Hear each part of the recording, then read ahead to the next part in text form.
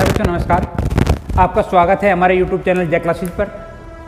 आज हम आपको वैदिक काल से आगे बढ़ते हुए जब भारत में 16 महाजनपदों का उदय हुआ उसके पश्चात भारत में आने वाले धर्मों के विषय में बताएंगे। और आज हम प्रारंभ कर रहे हैं जैन धर्म से।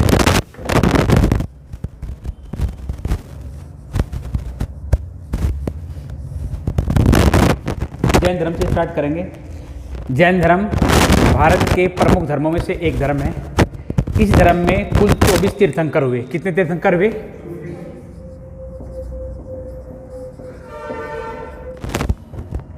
भगवान महावीर का जो जन्म है,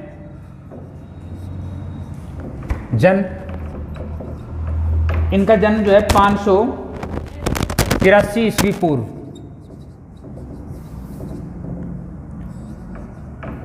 कुंडग्राम वैशाली में हुआ था। ठीक है, अब बात करते हैं महावीर के विषय में। इनका जन्म जो है 583 ईस्वी पूर्व जो है कुंडग्राम वैशाली में हुआ। और इनकी माता का बहुत फेमस, इनकी माता का नाम पूछ लेते हैं आपसे। इनकी माता का नाम है त्रिशला।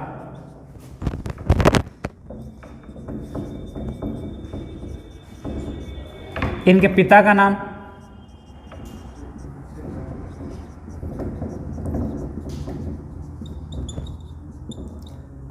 सिद्धार्थ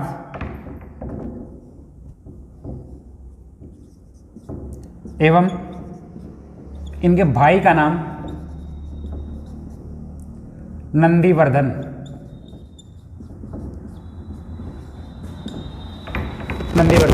ठीक है, इनकी पत्नी का नाम भी आपसे पूछ सकता है। इनकी पत्नी का नाम यशोदा। इनकी पुत्री का नाम यशोदा से एक पुत्री प्राप्त थी और पुत्री का नाम था प्रिय दर्शनी। इनके दामाद का नाम जामिल था, जामिल, जो इनके प्रथम अनुयायी भी थे। ठीक है, तो महावीर जैन धर्म के 24 तीर्थंकर हुए। यहां से एक्सेप्टेड सवाल आपके सामने आ सकता है, आपसे पूछ सकता है कि कब किस अवस्था में महावीर के विषय में आपसे जानकारी पूछ सकता है कि कब महावीर का जन्म हुआ। और यहाँ एक आपने गड़बड़ कर दी है, 540 ईस्वी पूर्व उनका जन्म हुआ, 83 नहीं, 83 में तो बुद्ध का होगा।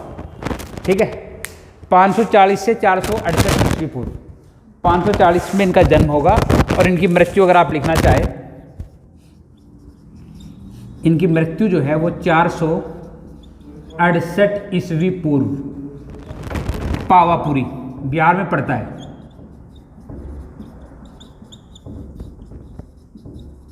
ठीक है, ये महावीर से संबंधित ऐसे एक्सेप्टेड सवाल है जिनसे आपसे पूछ सकता है। ठीक, तो मैंने आपसे बताया कि महावीर को, यहां से एक सवाल ये बनेगा कि महावीर को ज्ञान की प्राप्ति कहाँ हुई। तो ये सवाल होगा, महावीर को ज्ञान की प्राप्ति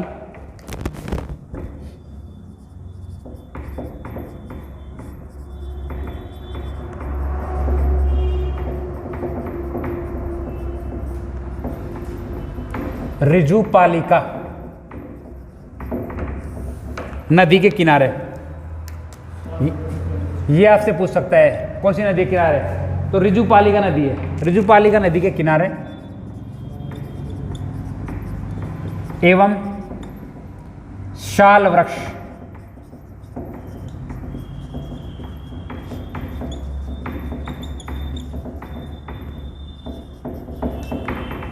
शाल वृक्ष के नीचे हुई। ठीक है, जैन धर्म के बारे में ये एक्सेप्टेड सवाल है जो आपसे पूछेगा। जैन धर्म में 2 महासभाएं हुई है। पहली जो महासभा हुई जैन धर्म की, जो 2 महासभाएं हैं, पहली हुई पाटलिपुत्र में, प्रथम जैन महासभा। और इसके जो अध्यक्ष थे वो थे स्थूलभद्र। दूसरी हुई थी, दूसरी जो जैन सभा हुई थी वो आपकी हुई है वल्लभी में, और इसके अध्यक्ष थे क्षमाश्रवण। ये दो जैन सभाएं जैन धर्म में हुई, जो आपसे एक्सेप्टेड सवाल अगर आपसे पूछ सकता है एग्जाम में कि कौन सी जैन सभा कहाँ और किसकी अध्यक्षता में हुई। ठीक है। जैन धर्म में भगवान महावीर के आने से पहले, या आप कह सकते हैं कि जो 23वें तीर्थंकर हुए पार्श्वनाथ, उनके द्वारा 4 सत्यों को जोड़ा गया था, जिनमें महावीर ने आने के बाद 5वां ब्रह्मचर्य जोड़ा। इस तरह से 5 महाव्रतों को जैन धर्म में अपनाया गया। ठीक है।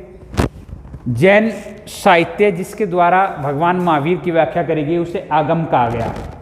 जो भगवान महावीर को मानने वाले लोग थे तो उन्हें कहा गया महावीर को मानने वाले लोग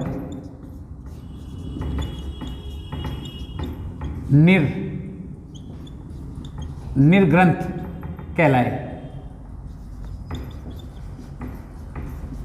जिनकी आस्था थी महावीर के प्रति पार्श्वनाथ के पश्चात, वे सब निर्ग्रंथ कहलाए। ठीक है। और महावीर के द्वारा ज्ञान प्राप्ति को कैवल्य कहा गया।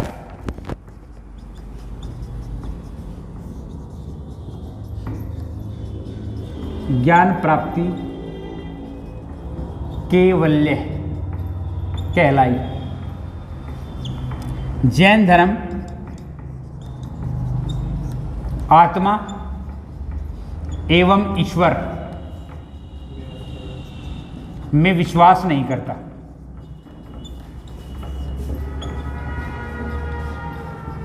परंतु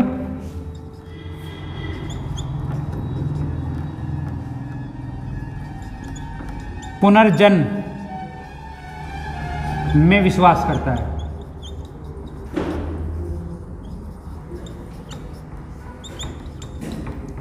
ठीक है। आगे मैं बौद्ध धर्म पढ़ाऊंगा तो उसमें भी आपको ये समानता पढ़ाऊंगा कि इसमें क्या हुआ, ये किस प्रकार से। ठीक है। जैन साहित्य को अगर आपसे पूछ ले कि जैन साहित्य को क्या कहा जा, जैन साहित्य को अंग, जैन साहित्य को अंग कहा जा, अंग।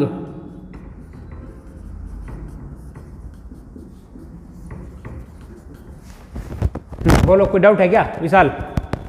डाउट है कुछ?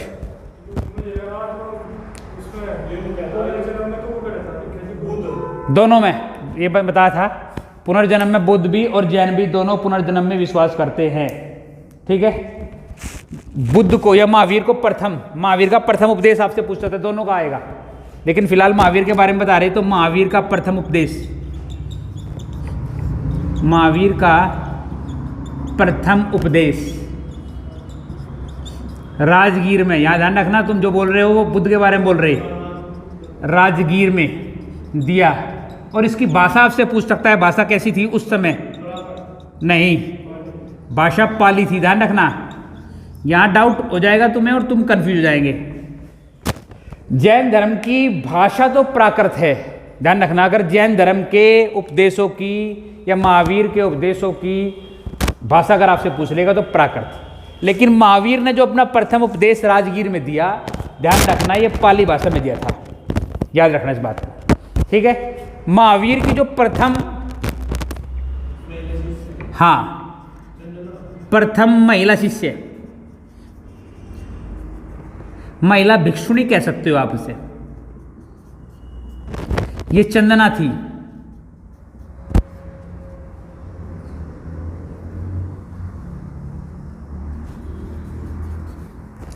ठीक है।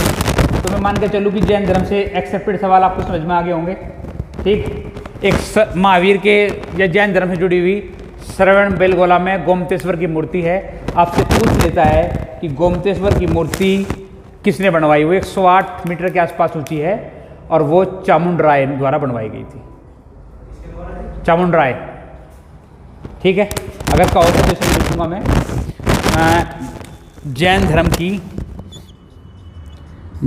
धर्म की गोमतेश्वर।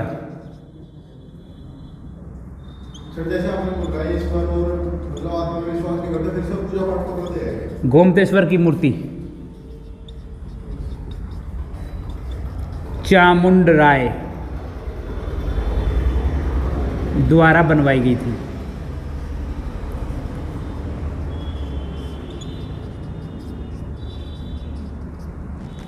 ठीक है, आप देखेंगे कि उस समय के राजाओं में या उस समय की मोस्टली जो उपदेश है ये अपने सारनाथ के आसपास ही, जैन के भी और बौद्ध धर्म के भी सारे मगध के शासन के आसपास इनके सारे उपदेश चले। ठीक है, तो मान के चलूँ कि जैन धर्म की जितनी इंपॉर्टेंट बात थी मैंने आपको डिस्कस कर ली। अब मैं बात करूंगा बौद्ध धर्म की। हाँ, मैंने लिखवाया, कहीं लिखवा रखा होगा, केवल्य बताया, कहीं लिखवाया तो होगा ज्ञान प्राप्ति का। ठीक है, वो जरूर बताया होगा कि महावीर को ज्ञान प्राप्ति के पश्चात महावीर को केवल्य, ठीक है ना, तो जरूर लिखवाया होगा, ऐसी बात नहीं। आप ध्यान रखो बस यहाँ मैं क्या करवा रहा है। आगे बढ़ जाऊँ। ठीक है, इसके पश्चात हम बात करते हैं बौद्ध धर्म की। अभी आपने डिस्कस करा था कि आत्मा और ईश्वर में विश्वास नहीं करते। जैन धर्म और बौद्ध धर्म में एक समानता है कि ये दोनों पुनर्जन्म में विश्वास रखे। हाँ, करते हैं, तो अपने जो इनके तीर्थंकर है उनकी पूजा करते हैं, अपने तीर्थंकरों की, भगवान, स्पेशली भगवान महावीर की। ठीक है,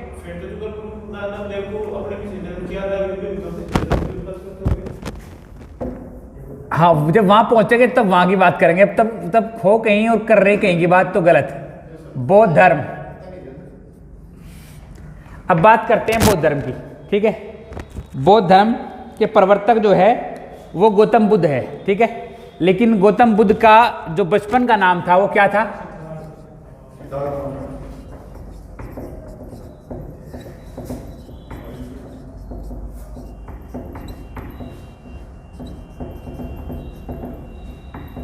बचपन का नाम क्या था? सिद्धार्थ था। शायद मैंने आपको नाम बताया हो, भगवान महावीर का भी बचपन का नाम क्या था? वर्धमान। हो सकता भगवान महावीर का बचपन का नाम था वर्धमान, वो शायद मुझे याद आ रहा कि मैंने ना बताया हो। अब हम बुद्ध के बारे में बात करते हैं। बुद्ध का जन्म ले लेते हैं पहले। बुद्ध का जन्म जो है ये नेपाल में पड़ता है। नेपाल के लुम्बिनी नामक स्थान पे हुआ था।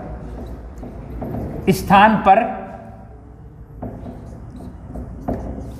शाक्य कुल में, याद रखेंगे, शाक्य कुल में हुआ था। और ये शाक्य कुल जो था एक अक्षत्रिय कुल था। अक्षत्रिय कुल में हुआ था। जब इनका जन्म हुआ तो इनके जन्म के समय इनके पिता के पास एक ऋषि ने इनके विषय में घोषणा करी थी। इनके बारे में कहा था कि महाराज, आपका पुत्र जो है या तो बड़ा होकर कोई चक्रवर्ती सम्राट बनेगा या फिर बड़ा होकर कोई बड़ा भिक्षु, बड़ा संत, बड़ा साधु बनेगा। जब बुद्ध के पिताजी को ऐसा लगा कि ऐसा ना हो कि राजा बन गया तो बड़ी अच्छी बात है, लेकिन डर ये है कि कहीं ये साधु संत ना बन जा, तो उन्होंने बुद्ध अथवा सिद्धार्थ के जो जीवन की शैली थी उसे परिवर्तित कर दिया और उनका पूरा जीवन सुखों में गुजारा। ठीक है, इनके साथ बचपन में एक त्रासदी हुई। इनकी माता का नाम था महामाया, और बुद्ध के जन्म के 7वें दिन ही महामाया की मृत्यु हो गई। बुद्ध के जन्म के 7वें दिन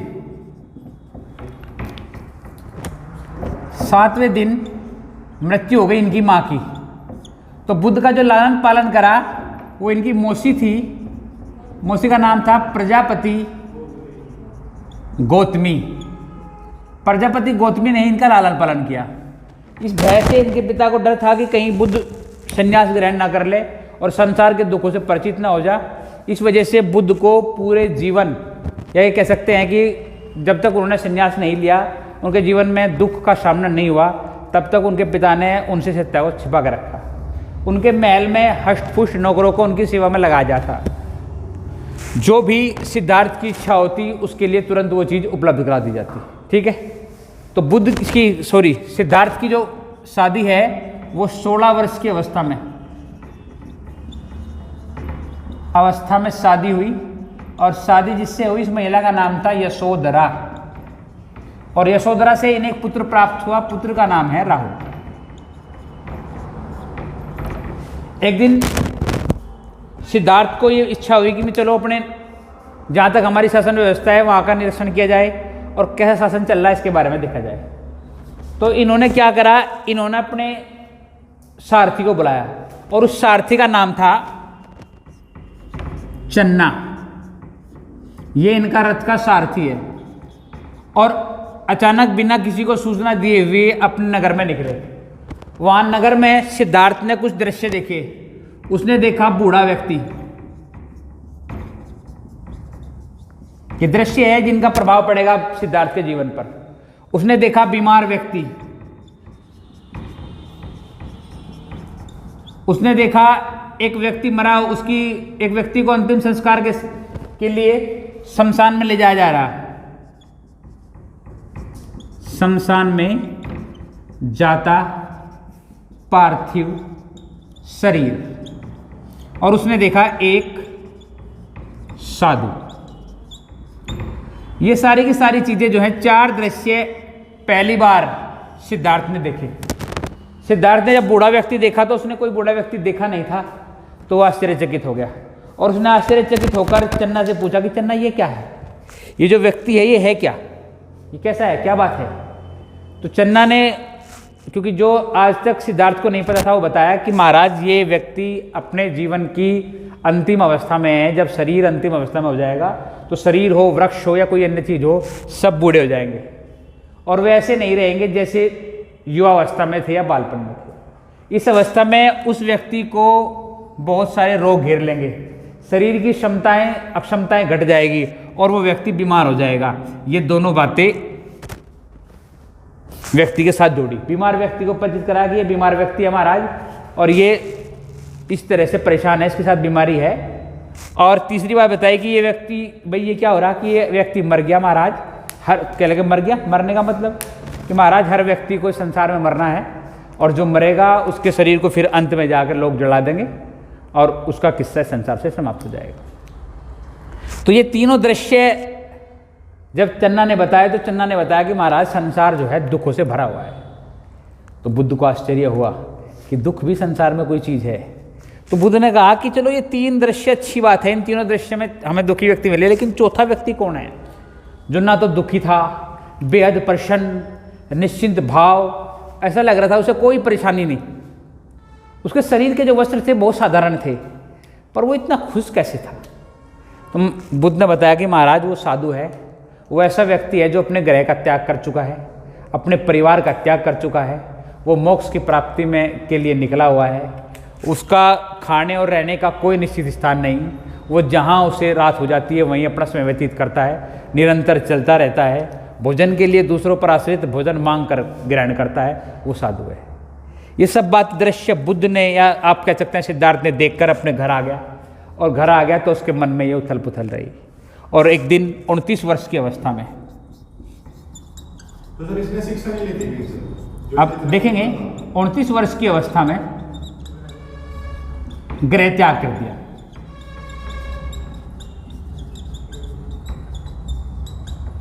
इस घटना को बौद्ध धर्म में महाभी निष्क्रमण कहा गया। क्या कहा गया? महाभी निष्क्रमण। बुद्ध के गृह त्याग की घटना को 29 वर्ष की अवस्था में बुद्ध ने जो है गृह त्याग कर दिया, और बुद्ध गृह त्याग करने के पश्चात एक व्यक्ति के पास पहुंचे जिनका नाम था अलार कलाम। अलार कलाम ये सांख्य दर्शन के व्यक्ति है, जो सांख्य दर्शन को मानते हैं, और ये बुद्ध के, महावीर के कहो, सॉरी बुद्ध के नहीं, सिद्धार्थ के प्रथम गुरु हुए।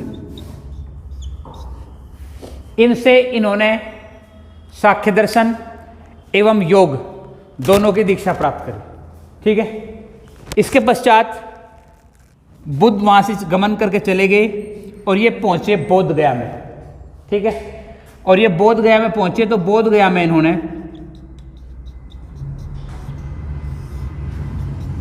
नदी का नाम है फल्गु, फल्गु नदी। इस नदी को और भी नाम है, इसका एक नाम है निरंजना, इसको निरंजना भी बोलते हैं। इसका एक नाम और है, इसको पुन पुन भी बोलते हैं, पुन पुन। तो महावीर ने इस फल्गुन, सॉरी महावीर आता है बार बार, सिद्धार्थ ने फल्गु, निरंजना, पुन पुन, एक ही नदी के 3 नाम है अलग अलग। इस नदी के किनारे और पीपल वृक्ष के नीचे, पीपल वृक्ष के नीचे 6 वर्ष की कठोर तपस्या की। ग्रंथ कहते हैं कि महावीर ने इन 6 वर्षों में अन्न और जल त्याग कर तपस्या की। ठीक है, फिर थोड़ा डाउट हो रहा, सिद्धार्थ, महावीर बार बार कहा जा रहा। ठीक है, सिद्धार्थ ने 6 वर्ष अन्न जल त्याग कर पीपल वृक्ष के नीचे इन्होंने वो करी। और इन्हें जो है 6 वर्ष पश्चात, माने 29 और 6 35 वर्ष की अवस्था में इसी वृक्ष के नीचे ज्ञान की प्राप्ति हुई और ये वृक्ष कहलाया बोधि वृक्ष। और सिद्धार्थ कहलाए, क्या कहलाए? सिद्धार्थ जो है बुद्ध हो गए, गौतम बुद्ध। यहां से सिद्धार्थ गौतम बुद्ध हुए। ठीक है, यहां एक सवाल, एक्सेप्टेड सवाल तो ये बनेगा कि किस वृक्ष के नीचे बना, किस नदी के किनारे हुआ, ये स्थान है बोध गया।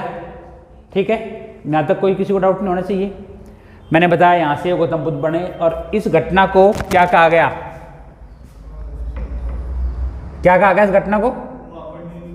नहीं सर, इसे कहा गया धर्म चक्र परिवर्तन, इनका पहला उपदेश होगा। ठीक है, तो यहां से इन्होंने ज्ञान प्राप्ति के पश्चात एक सवाल बनेगा यहां से, जब ये इस नदी के किनारे तपस्या कर रहे थे तो यहां एक लड़की निरंतर अपनी गायें चराने आती थी और वो गौतम बुद्ध को तप करते हुए देखती थी। ठीक है, और जब गौतम बुद्ध ने अपना तप समाप्त करा और उन्हें ज्ञान की प्राप्ति हुई तो उसने सबसे पहले इस लड़की से खीर खाई अन्न के रूप में। तो आपसे सवाल पूछ सकता है कि किस लड़की ने? तो लड़की का नाम था सुजाता। ये एक कृषक पुत्री है। इस कृषक पुत्री से महावीर ने अन्न के रूप में क्या प्राप्त करी? सॉरी यार, फिर बार बुद्ध ने जो है खीर प्राप्त करके अपना जो है इतने वर्षों का अपना व्रत तोड़ा। ठीक है, और उसके पश्चात बुद्ध ने अपना पहला उपदेश, ये आपसे पूछेगा भाई, सारनाथ में दिया। इस घटना को धर्म चक्र परिवर्तन कहते हैं। ठीक है, ध्यान रखना, महावीर के उपदेश, बुद्ध के उपदेशों की जो भाषा थी वो पाली थी। ठीक है, महावीर के उपदेशों की भाषा थी प्राकृत और बुद्ध की पाली, लेकिन महावीर का प्रथम उपदेश पाली भाषा में था। ये अगर आपको कन्फ्यूजन हो तो क्लियर कर लेना इस बात को। ठीक है, इन्होंने ये किया। फिर इन्होंने अपने मोस्टली जो उपदेश है वो मगध और सारनाथ क्षेत्र में दिए और इनकी मृत्यु जो है, इनकी मृत्यु जो है वो कुशीनारा में। असल में क्या हो, एक घटना इनकी मृत्यु के पीछे है। ये जब अपने जीवन के अंतिम उपदेश देने के लिए पावापुरी पहुंचे और पावा में ये रुके एक आम्र वाटिका में, और ये आम्र वाटिका का जो मालिक था उसका नाम था चुंद। ये वैसे लोहार था पेशे से, कुछ किताबें इसको सुनार भी बताती है। ठीक है, लेकिन मोस्टली किताब और एनसीईआरटी इसको लोहार कहती है कि लोहार था। ये चुंद जो है बुद्ध को भोजन देता है और भोजन में ये सूअर का मांस, सूअर का मांस दे देता है उन्हें। इस मांस को खाने से बुद्ध को अतिसार रोग हो जाता है, ठीक है, लूज मोशन, जिससे डिहाइड्रेशन की समस्या होती है उन्हें, उनका शरीर का पानी कम हो जाता है। और बुद्ध यहाँ से चले जाते हैं कहाँ, जहाँ बुद्ध की मृत्यु हुई, कहाँ, बुद्ध यहाँ से चले गए कुशीनारा, कुशीनारा में। और यहाँ बुद्ध की मृत्यु होगी कब, 463 ईस्वी पूर्व। मैंने बुद्ध के जन्म की डेट लिखी कि नहीं लिखी, नहीं लिखी। बुद्ध के जो जन्म की डेट है वो है 483 ईस्वी पूर्व, सॉरी 583 ईस्वी पूर्व, 583 ईस्वी पूर्व। महावीर की थी 540, 468 ईस्वी पूर्व की मृत्यु हुई थी। इनकी 483 है और 80 वर्ष की अवस्था में 583 से 463 में इनकी मृत्यु हो गई, ठीक है। उसी साल, जिस साल 583 463, ठीक है, जिस साल इनकी मृत्यु होगी उसी साल प्रथम बौद्ध समिति का आयोजन होगा, ठीक है। चलो इससे आगे बढ़ जाओ। तो बौद्ध धर्म में 4 प्रमुख बौद्ध समितियों का आयोजन किया गया। हाँ, बौद्ध की जो मृत्यु है, बुद्ध की जो मृत्यु है, इस घटना को महापरिनिर्वाण कहा जाएगा, ठीक है, महापरिनिर्वाण। बुद्ध की मृत्यु जो है बौद्ध धर्म में महापरिनिर्वाण, मृत्यु जो है वो महापरिनिर्वाण कहलाई, ठीक है। आगे चल दो।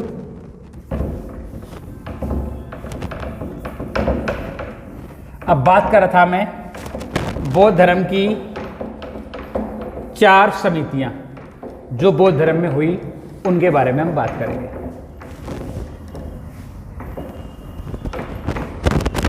पहली जो है मैंने आपको बताया 483 ईस्वी पूर्व हुई, ठीक है।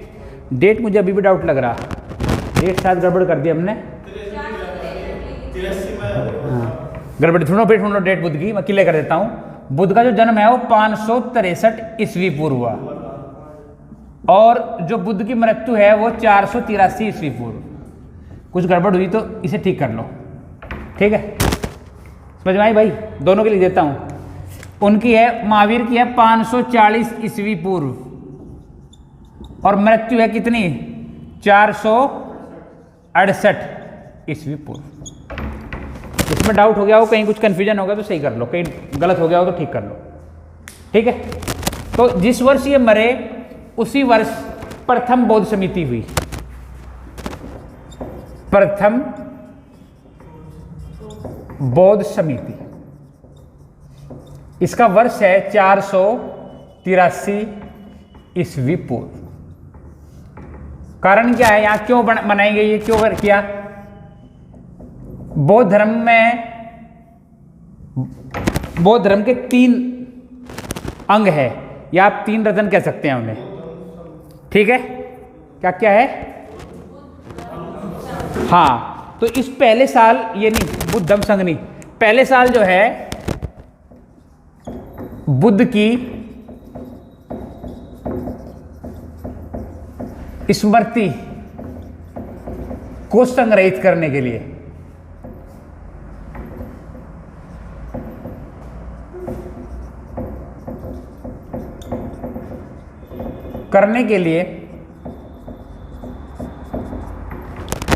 क्या सुनो, यहां विनय पिटक, पिटक एवं सुत पिटक,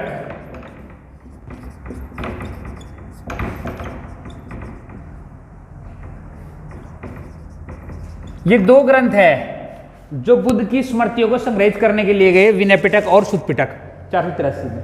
आपसे पूछ सकता है कि इस सभा का अध्यक्ष कौन था, या फिर ये पहली हुई कहां, तो पहली सभा हुई राजगृह में, और इसका अध्यक्ष कौन था, महाकश्यप। और क्या पूछ सकता है आपसे, और राजा पूछ सकता है अजातशत्रु। ये पूरा का पूरा ब्यौरा हो गया पहली बौद्ध सभा का, ठीक है। दूसरी बौद्ध सभा,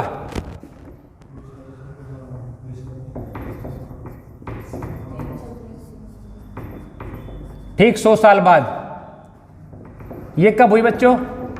383 ईस्वी पूर्व। ठीक है। इसमें बौद्धिज्म 2 भागों में टूटा।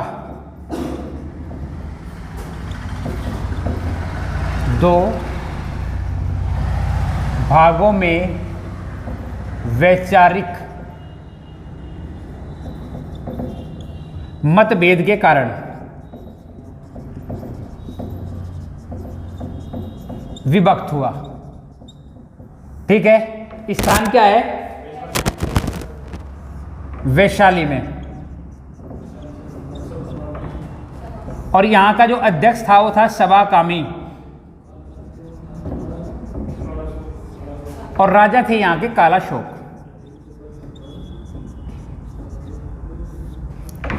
तीसरी बौद्ध सभा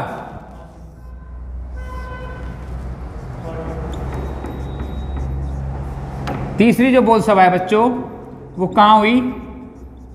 वो हुई, टाइम क्या है उसका? 251 ईस्वी पूर्व। इसका कारण क्या था? मैंने आपको बताया कि इससे पहले विनय पिटक और शुद्ध पिटक आगे थे। तो ये 251 ईस्वी पूर्व है अशोक का शासनकाल, और अशोक यहां तीसरा पिटक जिसे धम्मपिटक को बौद्ध धर्म में जोड़ता है।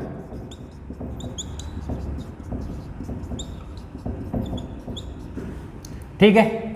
अब सवाल पैदा होता है कि स्थान क्या है भाई?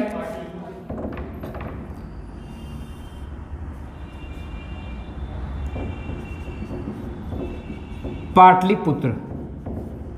इसका अध्यक्ष था मोगलीपुत्र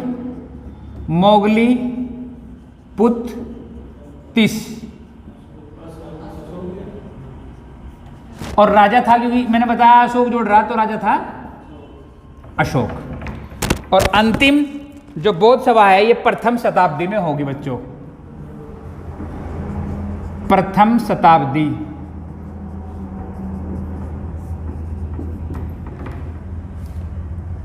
यहां लिखो प्रथम शताब्दी।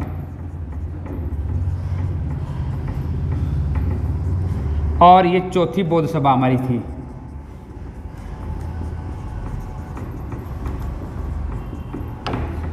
इसका कारण क्या? चौथी बौद्ध सभा का, बौद्ध धर्म के 2 भाग हो गए। कौन कौन से?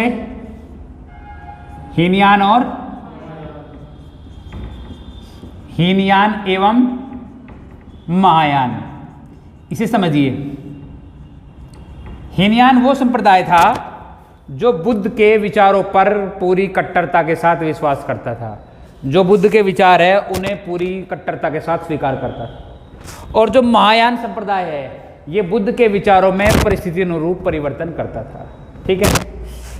हीनयान जो है वो किसी मूर्ति पूजा का समर्थन नहीं करता, जबकि महायान जो संप्रदाय है ये बुद्ध की मूर्ति पूजा का समर्थन करता है। इसलिए ये पूरी दुनिया में सबसे अधिक बौद्ध धर्म का वो भाग है जो पूरी दुनिया में सबसे अधिक फैला, या बौद्ध धर्म का वो धर्म प्रभाव है जो पूरी दुनिया में महायान के नाम से प्रभावित हुआ। ठीक है। ये लोग श्रीलंका, चीन और नेपाल के क्षेत्र में सबसे अधिक इनकी संख्या है महायान संप्रदाय के लोगों। ठीक है। आगे बात करते हैं। स्थान क्या है? स्थान है कुंडलवन, कश्मीर में पड़ता है। ठीक है। और इसके जो अध्यक्ष थे वो थे वसुमित्र, और इसका राजा था कनिष्क। इस प्रकार से बौद्ध धर्म की 4 समितियां, सभाएं जिन्होंने बौद्ध धर्म की दिशा और दशा को प्रभावित करा, वो मैंने आपसे डिस्कस कर ली। ठीक है। बात करते हैं। बुद्ध ने ये कहा कि जो बौद्ध धर्म का जो निर्माण है या उदय है वो सभी व्यक्तियों को दुखों से मुक्ति का एक मार्ग है, और इससे मुक्ति प्राप्त करने के लिए हर व्यक्ति को अष्टांग मार्ग का पालन करना पड़ेगा। इस अष्टांग मार्ग के अंदर 8 नियम बुद्ध ने प्रवर्तित करे। इन 8 नियमों में चोरी ना करना, समय ज्ञान, समयक दृष्टि, समयक आचरण, अपरिग्रह, वस्तुओं का संग्रह न करना, इकट्ठे ना करना चीज़ें, नाश ना देखना, संगीत न सुनना, ब्रह्मचर्य का पालन करना, ये 8 जो है 8 नियम अष्टांग मार्ग बनाए और जिनके आधार पर बुद्ध ने कहा कि जो इनका पालन करेगा वो संसार के दुखों के परे पहुंचेगा। ठीक है। बुद्ध के जो प्रिय शिष्य थे उनमें आनंद, उपाली और अनिरुद्ध, ये बुद्ध के प्रिय शिष्य थे, आनंद, उपाली और अनिरुद्ध। आनंद के कहने पर बुद्ध ने बौद्ध संघों और मठों में महिलाओं के प्रवेश को अनुमति प्रदान। पश्चात बुद्ध के जो अवशेष थे उन्हें 8 भागों में विभाजित किया और उन पर स्तूपों का निर्माण करवाया। ठीक है।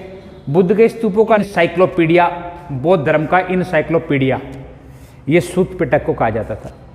इंपॉर्टेंट सवाल है, अभी हाल फिलहाल में ही एसएससी किसी परीक्षा में आया हुआ था कि बौद्ध धर्म का इनसाइक्लोपीडिया किसे कहते हैं, तो बौद्ध धर्म का इनसाइक्लोपीडिया जो है वो सूत पिटक को कहा जाता है।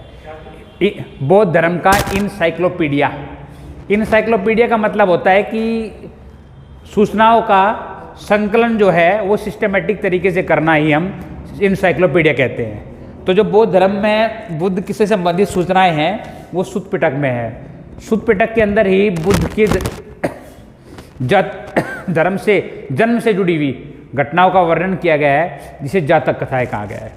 ठीक है। तो ये सारी, अब जो मैंने आपको बताया कि महायान और हीनयान 2 भागों में टूट गया, तो आगे चलकर आप पाएंगे कि महायान के भी 2 भाग हुए।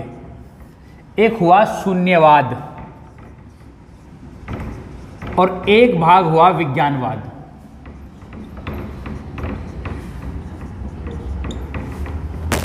ठीक है। आपसे ये आपने पढ़ा होगा पहले भी कहीं, इसके जो प्रवर्तक थे वो नागार्जुन थे। कौन थे? पढ़ा होगा आपने। इसके नहीं पढ़े होंगे विज्ञानवाद के, ये किसी पेपर में पूछा गया अभी। इसके जो प्रवर्तक है वो मैत्रेय है, मैत्रेय, याद रखना। ये भी आपसे एक्सेप्टेड क्वेश्चन है, पूछ सकता है। अभी मोस्टली आपसे ये पूछता है शून्यवाद। ठीक है। और बौद्ध धर्म से क्या है, बौद्ध धर्म के संबंध में और तो मुझे लगता नहीं कोई एक्सेप्टेड सवाल यहाँ से बनता हो। अब मैं बात कर रहा था आपसे दर्शन की। दर्शन को समझने के लिए आपको, जब बौद्ध धर्म और जैन धर्म भारत में प्रचार प्रसार कर रहे थे, उसके साथ साथ कुछ दर्शन भारत में आए जो एक वैचारिक, एक नई वैचारिक आर से पहले आया चार्वाक दर्शन। चार्वाक दर्शन, इसके जो प्रवर्तक थे, यहाँ मैं इधर लिख देता हूँ दर्शन और इस तरफ लिख देता हूँ प्रवर्तक। तो जो चार्वाक दर्शन था, इसके जो प्रवर्तक थे वो चार्वाक ही हुए, महर्षि चार्वाक।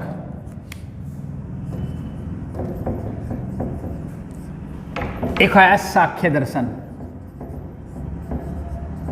इसके जो प्रवर्तक हुए वो हुए कपिल। एक हुआ न्याय दर्शन, इसके हुए गौतम। एक हुआ पूर्व मीमांसा,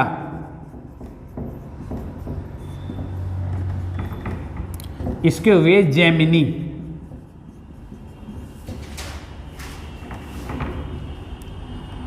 एक हुआ योग दर्शन,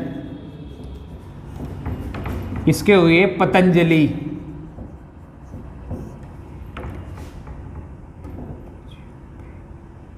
एक हुआ उत्तर मीमांसा, इसके हुए बादरायण। ये दर्शन भी आपसे पूछ सकता है कि किस दर्शन के प्रवर्तक कौन थे, ये भी इसी टाइम पीरियड का सवाल है, तो ये आपसे पूछ सकता है। तो आज के लेक्चर में मैं ये मान के चलता हूँ कि आपने जो है दर्शन ठीक से समझ लिए होंगे और उसके साथ साथ आपने जैन धर्म और बौद्ध धर्म को भी ठीक से समझा होगा। क्या चीज़? हाँ ठीक है। ये कह रहा है कि गौतम बुद्ध को लाइट ऑफ एशिया, एशिया का ज्योतिपुंज भी कहते थे। ये भी बौद्ध धर्म से सवाल है, एक्सेप्टेड सवाल है, एसएससी फेवरेट है। बहुत सारी परीक्षाओं में एसएससी ने इसको पूछा है कि लाइट ऑफ एशिया किसे कहते हैं, तो वो गौतम बुद्ध को एशिया का ज्योतिपुंज अथवा लाइट ऑफ एशिया कहते हैं। ठीक है बच्चों, तो मान के चलो कि आज का लेक्चर आपको ठीक से समझ में आया। कोई डाउट, कोई कन्फ्यूजन हो तो पूछ लो। कोई कन्फ्यूजन नहीं है? चलो ठीक है, फिर आपने वीडियो इतनी ध्यान से देखा उसके लिए बहुत बहुत धन्यवाद। Thank you very much.